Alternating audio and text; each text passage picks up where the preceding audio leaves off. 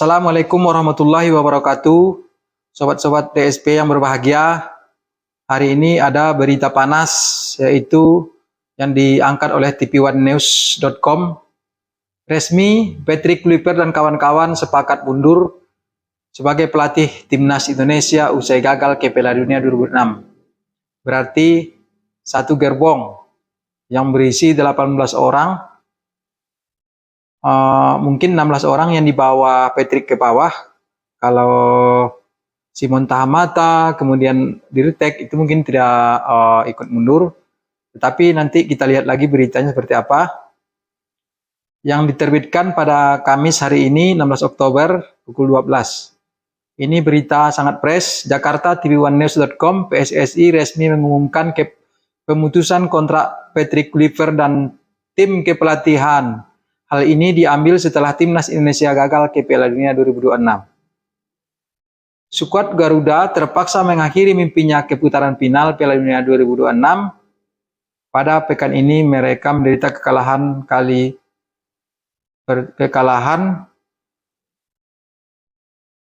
kedua kali mungkin pada putaran keempat kualifikasi Piala Dunia 2026. Timnas Indonesia takluk dengan 2-3 dari Arab pada pertandingan pertama, kemudian kandas 0-1 dari Irak pada laga kedua. Ini foto pertandingan timnas pada saat sebelum kick off melawan Irak tanggal 12 Oktober 2025, di mana kita akhirnya takluk 0-1. Kedua kekalahan itu membuat mereka finish di posisi buncit grup B, dengan kata lain tidak ada kelanjutan lagi ke putaran berikutnya dengan tiket playoff direbut oleh Irak. Betul. Patrick Kluivert ramai didesak publik usai dua kekalahan ini. Sang juru taktik asal Belanda diminta mundur atau dipecat oleh PSSI. Kita lihat halaman 2. PSSI akhirnya mengambil keputusan yang telah resmi diumumkan pada Kamis 16 Oktober, berarti hari ini. Mereka menyatakan bahwa kedua belah pihak sepakat untuk mengakhiri kerjasama lebih awal. PSSI dan tim kepelatihan tim nasional Indonesia secara resmi menyepakati pengakhiran kerjasama lebih awal melalui mekanisme mutual termination. Demikian pengumuman resmi PSSI. Kesepakatan ini ditandatangani oleh PSSI dan para pihak di tim kepelatihan yang sebelumnya terikat kontrak kerjasama berdurasi 2 tahun tambahannya. Ini foto pada saat Patrick Kluivert bersama tim kepelatihan timnas Indonesia mengamati pertandingan. Kontrak Kluivert sejatinya masih berlaku hingga 2027. Dia baru ditunjuk pada Januari 2025 lalu setelah Sintayong dipecat. Tak hanya Kluivert, PSSI mengindikasikan bahwa seluruh tim kepelatihan meninggalkan timnas Indonesia, itu artinya Gerald Penenbuk di tim U23 dan juga Frank van Kempen di tim U20 akan meninggalkan timnas Indonesia. Lihat halaman selanjutnya. Penghentian kerjasama ini dilakukan atas dasar persetujuan kedua belah pihak dengan mempertimbangkan dinamika internal dan arah strategis pembinaan tim nasional ke depan. Dengan berakhirnya kerjasama tersebut, tim kepelatihan tersebut tidak lagi menangani timnas di level senior U23 maupun U20 tambahnya. Nah, kita belum tahu apakah Dirtek, Om Simon Tahamata, atau Jordi Cruyff sebagai konsultan kepelatihan apakah ikut mundur atau bagaimana. Tetapi kalau melihat dari apa yang diberitakan oleh TV1 ini, kemungkinan besar yang mundur hanya Patrick dan kawan-kawan.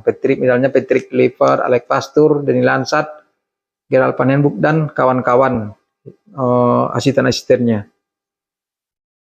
Tanggapan kita dari berita ini sangat tepat yang dilakukan oleh PSSI. Bagaimana imbauan ataupun tagar yang dibuat oleh penggemar PSSI, supporter PSSI di media sosial yang menginginkan pergantian pelatih. Nah, langkah yang diambil PSSI ini cukup bagus karena mengakhiri kerjasama tidak dilakukan sebagaimana pada saat Timnas mengakhiri kerjasama atau PSSI mengakhiri kerjasama dengan Sintayong. Waktu itu kan kita tidak jelas sebabnya apa, terus pemutusan hubungan kerjanya pun lebih dulu diketahui oleh masyarakat banyak daripada Sintayong sendiri. Yang setahu kita ya, tetapi di luar itu kita tidak tahu. Kemudian simpang siur informasi dasar pemecatan. Kalau ini kan jelas.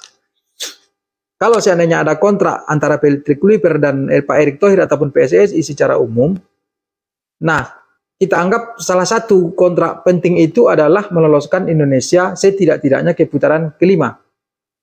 Artinya kita menjadi runner up di round 4. Nampaknya itu tidak tercapai.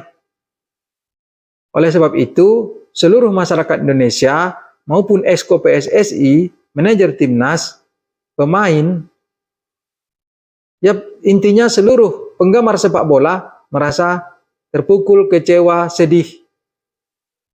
Karena kesempatan seperti ini yang seharusnya bisa kita maksimalkan, nah akhirnya tidak bisa menjadi kenyataan. Mimpi-mimpi kita akhirnya terkubur di round 4 di Jeddah.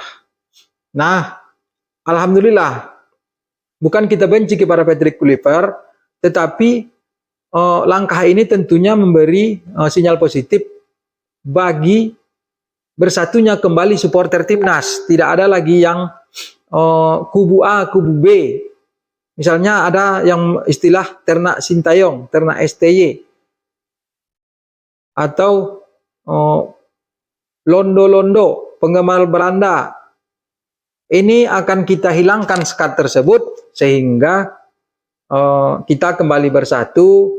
Tergantung PSSI mau menunjuk pelatihnya dari mana. Kalau seandainya diambil Alex Pastur untuk caretaker, namun kami merasa bahwa dia akan merasa tidak enak hati karena dia merupakan satu gerbong dengan Patrick Kluivert atau orang yang berada di bawah Patrick Kluivert sebelumnya. Tentunya dia merasa tidak enak hati mengambil tempat yang sebelumnya diisi oleh atasannya dalam tanda kutip. Nah, kalau kita mengambil pelatih lagi dari Belanda atau tidak, itu tidak jadi masalah. Sintayong sudah membuktikan dia tidak bisa berbahasa Indonesia dan tidak bisa berbahasa Inggris. Maksud kami di sini adalah Sintayong. Tetapi apa yang dilakukan bersama timnas dalam 5 tahun terakhir, di mana ranking timnas Indonesia melejit dari posisi 169 dunia hingga ke 129 kalau tidak salah rankingnya. Berapa ranking itu dicapai, sementara saat ini kita sudah disalip posisinya oleh Malaysia, 2 strip di bawah Malaysia. Nah, kalaupun mau mengambil pelatih dari Belanda lagi, itu juga bagus. Bukan berarti pelatih lokal tidak ada yang mumpuni, tetapi alangkah baiknya mengambil pelatih yang track recordnya sudah terbukti di kancah internasional dan kancah Asia, atau setidaknya pelatih yang sudah pernah menangani tim nasional negara maju, maksudnya negara yang sudah pernah tampil di Piala Dunia. Itu yang mesti kita harapkan, apa yang akan dilakukan PSSI, karena menjelang Piala Asia bergulir itu masih ada setahun lebih. Jadi masih ada persiapan tim. Nanti di November ada lagi FIFA Matchday, pertandingan, 2 pertandingan untuk menghadapi lawan negara lain, setidak-tidaknya untuk memperbaiki kembali posisi timnas di ranking FIFA. Kalau bisa ya di atas Malaysia. Diusahakan lawannya yang di atas kita, tapi kita menang gitu. Tidak kalah atau setidak-tidaknya draw. Ini perlu dilakukan untuk sekaligus mengukur kemampuan pelatih, mengukur kemampuan pemain, menemukan jati diri gaya bermain timnas di masa mendatang. Jadi saya sampaikan juga kepada PSSI, jangan lagi mencari lawan tanding di bawah kita. Minimal carilah lawan yang setara di negara-negara di Asia. Kalaupun tidak ada di Asia, carilah negara-negara yang di atas kita rankingnya maupun kemampuan sepak bolanya. Karena bagaimanapun tujuan akhirnya adalah seleksi Piala Dunia edisi berikutnya, yaitu yang terdekat 2030. Yang tentunya kiprah di Piala Asia juga tidak bisa kita sepelekan. Nah, bagaimana dengan AFF atau SEA Games? Ini juga kami tegaskan dan kami himbau juga kepada pandit-pandit yang berpengalaman, menghimbau kepada PSSI, kalau memang tidak bisa kita menyepelekan yang namanya SEA Games dan AFF. Tetapi pemain yang berkiprah di luar negeri, di luar ASEAN, itu tidak akan bisa dipanggil untuk membela timnas. Jadi kalau bisa, untuk memperbaiki regenerasi pemain, untuk event-event seperti SEA Games, AFF, sebaiknya kita menurunkan pemain U23. Itu kami sampaikan. Mungkin kalau pemain U23, kita masih bisa memanggil pemain diaspora, karena nanti mereka mungkin tidak merupakan pemain-pemain utama di klubnya masing-masing, masih bisa kita panggil untuk mengikuti AFF maupun SEA Games. Silahkan kita memanggil pemain U23. Kalau tidak salah SEA Games memang udah U23. Nah, untuk AFF jangan lagi menjadi ukuran. Jangan nanti gara-gara prestasi pelatihnya di AFF buruk seperti yang lalu, kita memecat pelatih lagi. Biarkan pelatih ini bekerja, menunjukkan kinerjanya setahun lebih nanti di Piala Asia untuk mengukur kekuatan. Setelah itu dilanjutkan di kiprahnya di kualifikasi Piala Dunia edisi berikutnya. Nah, itulah tanggapan kita terhadap mundurnya Patrick Kluivert dan kawan-kawan yang beritanya diangkat di tv1news.com. Terima kasih atas perhatiannya. Mohon maaf atas kekurangannya. Kita akhiri. Assalamualaikum warahmatullahi wabarakatuh. Salam DSP.